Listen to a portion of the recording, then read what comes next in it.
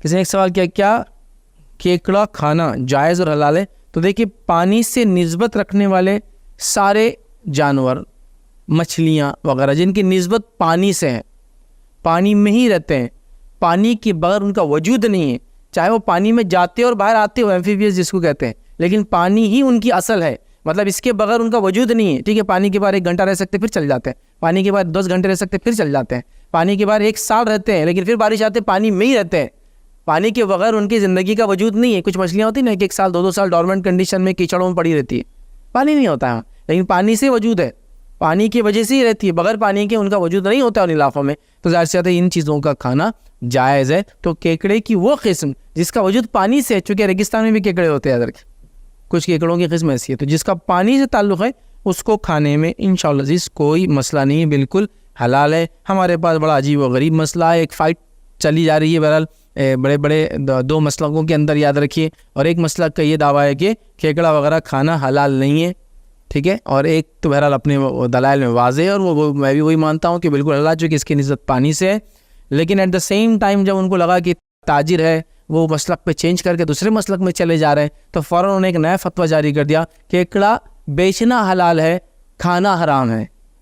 ماشاءاللہ، مطلب ایک دم لیٹسٹ اصول ہے کہ کوئی چیز کا بیچنا حلال لیکن کھانا حرام. اب اگر آپ سے کوئی پوچھے وہ کون سی چیز ہے جس کو بیچنا حلال ہے اور کھانا حرام، تو آپ یاد رکھیے کھیکڑا اور جھینگا.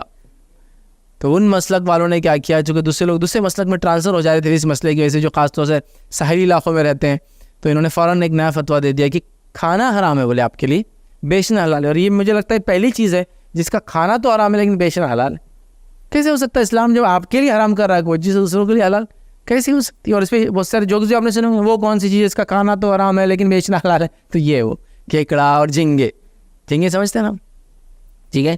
تو لہٰذا یہ پانی سے نسبت رکھنے والی تمام چیزیں حلال ہیں، سوائے 2 چیزوں کے، ایک ہے مگرمچھ اور ایک ہے مینڈک کے تعلق سے کہا. یہ ایک روایت میں آتا سانپ جو ہوتا ہے، یاد رکھیں پانی کا سانپ نہیں، جو سانپ ہوتے پانی میں جو نکل جاتے ہیں نا سانپ نہیں، یاد رکھیں. تو مینڈک کے بارے میں واضح روایت ہے، یا کروکوڈائل جس کو بولتے ہیں، یاد رکھیں اس کے تعلق سے واضح الفاظ ہیں، لیکن باقی چیزوں کے تعلق سے کچھ ممانعت نہیں ہے. تو جس کی نسبت پانی سے ہے اس کا کھانا حلال ہے، آپ یاد رکھیے. نسبت مطلب اس کے بغیر اس کا وجود نہیں ہے.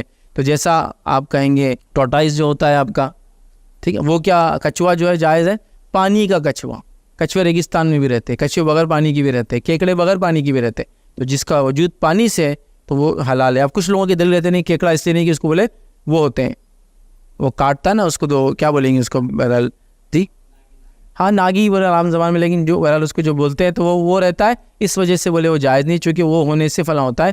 زمینی جانوروں کے تعلق سے کچھ اصول ایسے بانے جا سکتے ہیں لیکن پانی میں نہیں یاد رکھے، چونکہ اب تو ہم یہ بھی جانتے ہیں کہ پانی میں مچھلیاں ہوتی ہیں جن کو پیر بھی ہوتے ہیں.